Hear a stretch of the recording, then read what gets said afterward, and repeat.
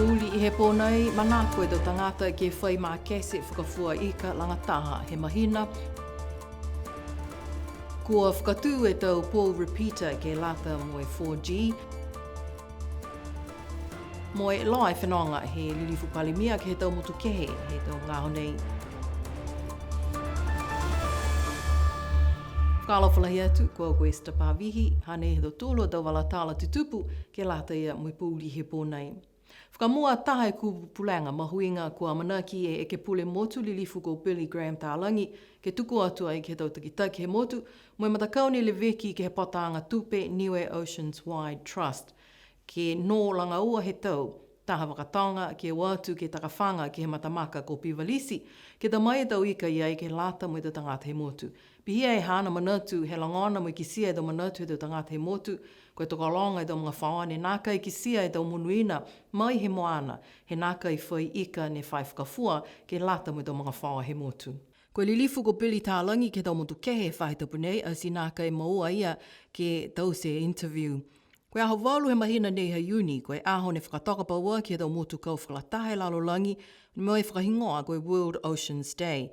Koe matapatu manatu he tau nei, ke manatu e tau tufungasia ne le veki, mo maua monuina ai a tau tuluosi. Wanda, sustaining what sustains us. Ke he mai a Niue mai he tau motu he Pasifika, koe nāka I whai mā kese ke lata mo I tau ika mo I tau kaitahi. Ko kisia ke tau whawhonga papa e tau manatu whakakise he whalu tangata he motu mo I huhu. Koe hane nāka I munuina o si tangata he motu ke tau munuina ni moa mai he moana. Taha e tali mahuinga ne langona mai he tupuna fusi ika he motu koe ke pōle motu lilifu Billy Graham tālangi. Pehea ia, honge ia mōli e tau ika ke auloa ki ai tau tangata he motu. Manako lahi ke tamai taha tonga fusi ika ke o hake tamai whalo munuina he tofia he matamaka ko Pivalisi ke kai e motu. Pehe whokia ia ko malolo lahi ke puipui mai atu hau a mui, kai koe atu hau mohonei ne umisi he whiakai ika. Kua manaki a Billy tālangi ke o moi metalia he tau iki he motu e tau pulanga nei, hako whitāni he tau sipihia he tau kua mole. Lali whoki e tau maukoloa he motu ke ta mai e tau ika mai he motu ko Fisi mo he motu ko New Zealand. Kai mai longa nā kai manako lahi te tangata he motu ke he whakatau e tau ika nei, manako e te tangata he motu ke whakatau e tau ika mai he tau walatahi ha Niue. Kua manaki e whainga hua Telecom Niue ke whakatūtū e whalua tau Paul Repeaters ke lata mo e optical fibre cable ke he whalu he tau maanga he motu ne nā kai maua mitaki e 4G he tau mga honei. Ha kua mau mga hua mitaki e repeater ne whakatū ke he loto male he maanga ko liku, ko ki sea e mitaki mo e amanaki ke whakatū whalu repeaters whoki he tau whahe taupi mua. Koe tau whakaholoanga nei he kautaha Telecom Niue ke whakamalolo e siki nolo 4G ke he tau matakavi he motu ne nākai maua mitaki he tau mga honei. Kua whakaue whoki matakau Telecom Niue ke he maanga mo tau tangata tau mga whaoa he maanga ko liku, ha kua talia ke whakatū e repeater nei ke maua mitaki e 4G ke he maanga. Whai mga aho e whana whenonga nei he palemia, ko whinatua ia mo e hana tau matakau, ke he tau motu ko Nisilani, saina mo e motu ko Whalani. Si hoko atu whokia ia, ke he kautū tose ne whaingoa ko Monaco. Ki si ai ke tau whailoanga mai he whakatu whanu, ke he tau whawhonga pepa. Ne whinatua e lilifu palemia he aho uwhulu matulu he mahina e kua mole. Ki sia ke tau whawhonga pepa he ofisa whakatu whanu Nisilani, whinatua ia ke he taha he tau whetoko he matakau Chiefs mo he matakau Moana Pasifika, kua wina ai he matakau Super Rugby a ia ke whinatu ki Hamalatoni ke he tau wheua nei. Whinatua ia ke he motu ko Saina mo e taha matakau toko whitu a lau tolu, puto ia ai whoki e tau hukui mai he maanga lufitonga. Whinatu whoke palemia ke lata mo e whanoanga mahuinga koe whanu ke tolua ki he tau iki pule Foreign Affairs he tau mote Pasifika mo iki pule Foreign Affairs he motu ko Saina koe lilifu ko Wang Yi. O se motu ko Saina si whanatu e palemia ke he motu ko Whalani ke lata mo e whanoanga ke tolua ki he tau motu kau whakalatahe lalolangi ne whakahoko he whahe tapunei ki Nice I Whalani. Mo e whinatu whokia ia mo e whalu tau takitaki he Pasifika ke he taha whano ne whakahoko ai ke he taha motu tose, ke taha kautū tose ne whakahingoa ko Monaco. Ko e whano nei ne whakatoka ai he matakau SPC ne whakahingoa koe Unlocking Blue Pacific Prosperity. Amana ki e palemia ge liu mai ki he motu a ngofua e whaitapka hau. Ko tau whanau fuata tāni ki lalo hiwhai ua fulmalima tau ne mua atu i mawhisi, mo i lahi e whakaonganga ki he tau card, he te kenolo FPOS he motu. Pihia e taha e tau hokotaki ne maua mai, he tau kautaha FPOS New Zealand mo e whale tupe ANZ. Ne whakakisi mo e whakamama mai ai, he takitaki he whale tupe a sihake motu, ko Jessie Corey Slow, e aonga mo i mahuinga he tau hokotaki nei. Mai longa ki ai koe ua poini whā ki he ua poini 5 miliona tā lai tau tupe whakamali ki he motu, whakaonga he tau FPOS, he tau mahina takitaha. Pehe mai a Corey Slow, koe tau hokotaki mo i tau numela mahuinga ke lata mo i tau maukoloa, sipihia mo i tau takitaki he whakatuwhano, ke kisia mo i loa i tau tupe ne whakamali ki he motu. Nā kai fōu e tau hokotaki nei he talahau mai e ia, kai fōu e whalu he tau mena i loa, tunga e tau aho mo i tau mga aho ne longa i tangata ne whakaonga i tau cards, po ke tau whiwhine, po ke tau tāne ne lahi e whakaonga anga he tau cards. Koe taha he tau whakaholoanga he mga aho nei, he tala hau mai e ia, ke whakaako e tau tangata whenonga mai ki he motu, po ke whenonga e vēwa mai ki he motu, ke whakaonga e tau cards, kai aua ta mai longa e tau tupe lau pepa ki niwe, he lahi e tau uka ke he whale tupe, ke le veki mo e pata e tau tupe nei, to tātu ki he motu ko New Zealand. Ko e whai aonga, mo e taha tangata ne lahi e ngahua, ke la ngaki hake e wangahau niwe, ke tau aonga he motu ko New Zealand. Ko ia, ko mele oa i ki ua, taha he tau tangata niwe ne maua e tau whakamailonga ke whakamanatua e au whanau he patui ki he tau nei ke motu ko New Zealand. Taha whoki e tangata niwe, ko ia, ko e ne maua ai e member of the New Zealand Order of Merit, ko John Junior Kumitau, ne nofu ke maanga ko whangarei i New Zealand. Ko maua e laua e tau whakamailonga nei, ha koe halaua tau ngahua ke lata ia mo i te tangata Pasifika sipihia mo i te tangata Niue. Mai ki ai ke whakatūtala mo laua ke he tau tekenolo Zoom he whahitapu e kua mole. Whanaua me le ua ke he motu ko New Zealand mo e nākai muka muka e puhala he hana tau lali ke i loa mo i whakaako ke he wangahau Niue. Pehea ia taha e tau mena ne whakanau e tau lalianga he tau tangata Niue no nofu i New Zealand ke he whakaongaanga he wangahau Niue, he whamataku ka hepe tau kupu ne whakaonga. Kai mauloloa ia ke whakamawhana atu ke lali tu mau. E whia loto, mga mo e whau nei momoko lahi ke he akuto, he mana tu ke he akuto mamatua, pia whukini maha e maha akuto matua tupuna. Tokalonga lahi e whau ane, langamatai au, hoko mai au mo e whau nei, hanga o ke he whau ane langamatai au, mo i whakakise i puhala hako, mo i puhala hepe.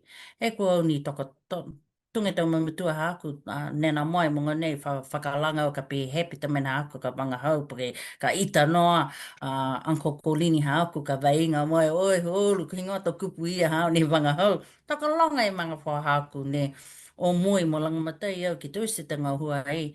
Mai mana tu whoki ni ke haku tau matua, ka pe mua tu ki matua ta ane haku. Ka tuisi tau mena, tuisi ke mua e tu wha, ke omai tu wha, le veki tu wha, o te oista mena ke lea, ni ke malaia. And mana na tua tau kupi a haku tau matua ke tuku mua e tau whaa, te oisa mi taki mo le viki e tau whaa. Pehea ia ko matua tu pūna hana ko iki ne pule ne manako lahi ke whakaako ia ke wangahau Niue. Lahi mo e longa tau he ngahua me le ua i ki ua, mo e whalu he tau whaiaonga Niue i New Zealand, ke mai ke wangahau Niue ke whakaako ke he tau whakaholoanga NCA. Mo i whia ia hako whakamōli. Mana tu whoki ni ai tama matua ne haku tama matua ni o mai e motu ke huhu mo meli. Momoko, he naka e nofa laua ki kisia e motu e huhu mo meli. Hei, o whoki mai te e patuiki e whau nei ke he taunga hua pehe ke he haku ni tause e ko haku. Tupu mai he e taunga hua hia he taunga matua haku. Pehea ia nā kai la osi ia, koe mohe misi ke whakaako e wangahau Niue ke tau anga Pulotu University level. Ua fulu tau he nofu ai John Junior Kumitau ke he maanga nā ko whangarei. Mo i kisia ia whia he te tangata ke whai matakau Pasifika e halau tolo a matakawi po ke maanga.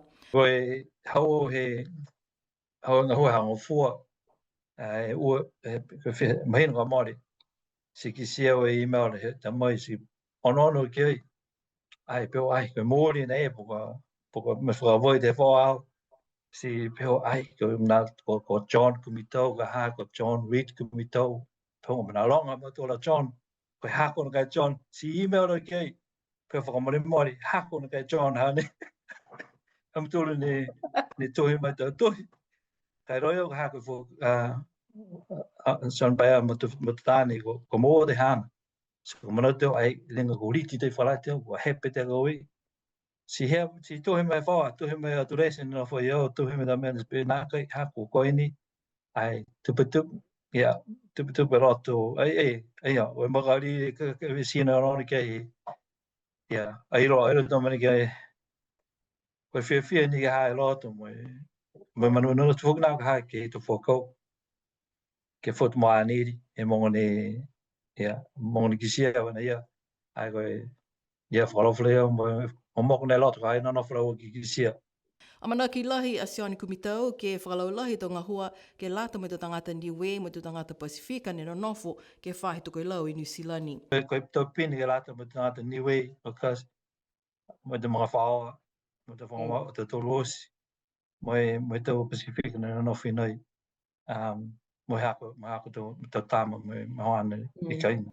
Whakaue lahi a ia ke tō tangata ni whakatū e hāna hingoa mo manatu lahi a ia e hāna tau mamatua ko whutu ki ulu mo anili kumitau. Mo whakaue ke he tau whakakoanga he tau mamatua ne whea ki haki a ia. Tā he pulotu ke tau tufunga tā langa whakasino ke he kehe ko Katrina Iosia Sipili mai he tau maanga ko Mutalau mo liku. Ne ngā hua ke he motu he ua e mahina. Haupaua ki a ia he taha he tau whakaholoanga. Kau whakalataha ki ai e mata kau Creative New Zealand mo e whakatuwhana Niue ke ta mai tā pulotu tā langa whakasino ke ngā hua ki Niue. Mahuinga lahi ke moui tā langa whakasino hana e matutakianga mo i motu nei. Pihea ia koe ka kano mahuinga ke he tau whakaholoanga nei, ke whailango matai ke tau puhala, ke whakamaloloa, ke tau tāleni he tau tangata tā whakasino i New Zealand. Kua whiawhia lahi ia ke liu mai ke he motu, mo liu ke kisia mai whatalima ke he tau tufunga sia he motu. Ola sia ia ke tau tāleni ke whahe tā whakasino, kua whakakise fōki e whaulu he tau whakasino, sculptures ne tālanga ia he nofu mai ke he motu. Koe laulahi he ana tau ngā hua he tau ngāho nei ke he whahe digital. Taha he tau ngā hua ne kau whalataha ia mo e whalu tangata tā whakasino i Australia. Koe tau whakasino kei lata mo e tā pulu fōu he mata kau Rugby League Cronulla Sharks ne whakaonga e whakasino ne tālanga ia ke he katoa. Ko liu atua ia ke motu ko New Zealand ka e tō liu mai ia he tau mahina i mua. Whakaue lahi ia ke tau leweki anga mitaki mo i tau mga whaoa ne no nofu ke he motu. Ko mawhanasia ia mo he ana mga whaoa ke he tau leweki anga. Koe tau wheua ne te polo he motu ne whakahoko e whahi taupu e kua mole. Tū mauni e malolo he matakau classics ke he launi whakamua. Tō walu e matakau ne whetoko ai ki Paliasi ke he launi whakamua. Pehe mai e matakau Niue Island Netball Association koe tau tutuanga he osi e launi whakamua, tū taha Classics Rebels, tū ua tuapa, tū tolua lofi, mui mai ai tō matakau Hakupu, E-Force, tā maawa ni tū Ono, Classics Flames, mō Aliutu ke he numela walu. Amanaki e launi ke ua aki, ke ua mo tolu aki, ke whakahoko hei tō whahi taupu i mua, tō whakaosi e season ke he taha whetoko ne te polo laka hui, ke lata mo tō matakau lafi, ka amanaki ke whakahoko he matahiku he mahina iulai.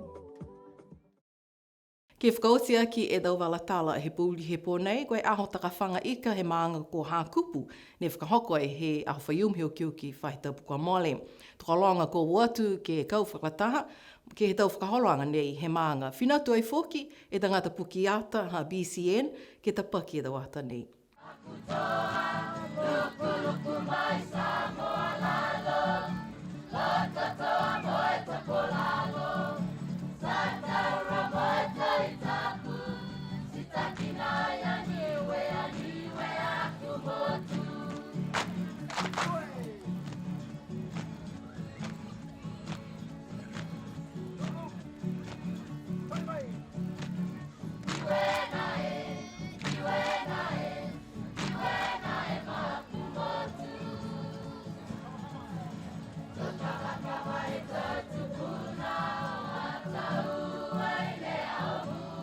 Tō tahe fulufuluala mai ola sia he tau ika, ne ko kisia ai ke aho takawhanga ika he maanga ko Hakupu. Si manatu ke o atu ke kau whakataha mai maanga ko Hakupu atua, ki tua sea he aho whaium ke lata ia mehalo tolua aho whakatata.